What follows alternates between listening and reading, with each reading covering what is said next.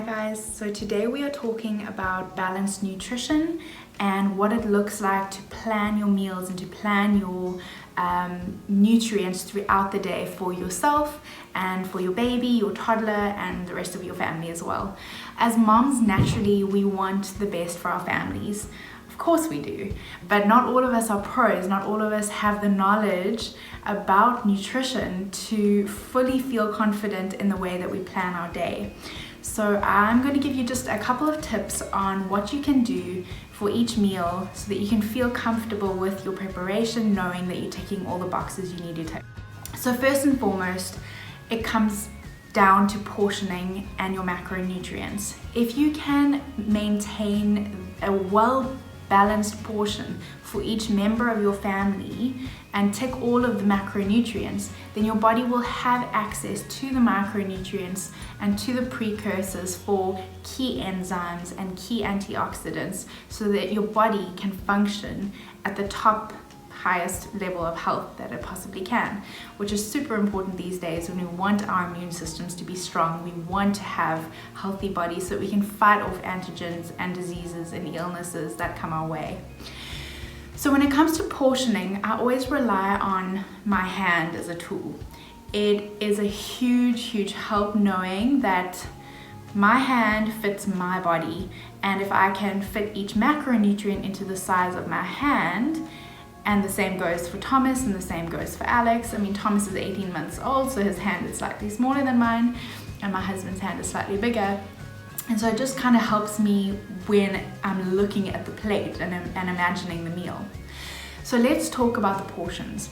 So when it comes to your carbohydrates, you naturally want to go to the most authentic version of that food. So, the less processed, the better. The more whole the food, the better, because it maintains its nutrients and every process that it goes through, and this goes for any food that you eat, quality really matters. So carbohydrates can come from sources like sweet potatoes, from pumpkin, from normal potatoes, from brown rice, quinoa, whole wheat couscous, and then going into the more processed things like whole wheat bread and other options. But you want to keep it to about the size of your fist, and then your protein to your palm as its portion size, and that can come from sources like quinoa, legumes, things like tofu, seitan if you are plant-based, soya if you and if you are eating animal products, I really recommend that you go for your organic eggs, organic meats, because of course what the animal eats impacts the way that your body responds to those proteins and to those nutrients.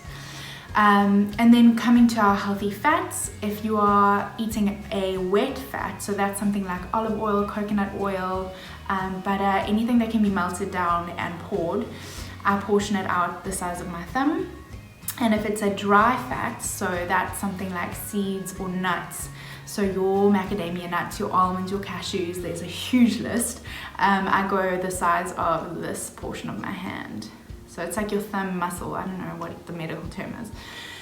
Anyway, and then your greens are super important because they are the ones that are packed with vitamins and minerals. And your body is just this chemical miracle. There are trillions and trillions of chemical processes and reactions that happen all the time. And so eating veggies and measuring them out to the size of two hands together gives your body plenty of resources for enzymes and for antioxidants, so that the byproducts from these chemical reactions can then be kind of processed in a healthy way that promotes health in your own body. And of course, if your kids are eating these balanced meals as well in their bodies too. So I hope that gives you a little bit of just an overview to planning your meals, so you can in your head just imagine. And sometimes what I do find helpful is just writing down your preferences for each of your food groups. So writing down a list of proteins that you feel comfortable with, that you tend to have on your grocery list every week. Having a list of vegetables and fruits, especially when you want to be seasonal, because often we can stick to like 2 or 3 or 4 recipes and we get really bored, and then we think that prepping our own meals is just so boring, and then we want to eat out all the time. Whereas if you actually just write down the foods, you can play around and you can kind of visually imagine a recipe, or you can look for inspiration on Pinterest, or look at different recipe books if you have them lying around and you've never used them.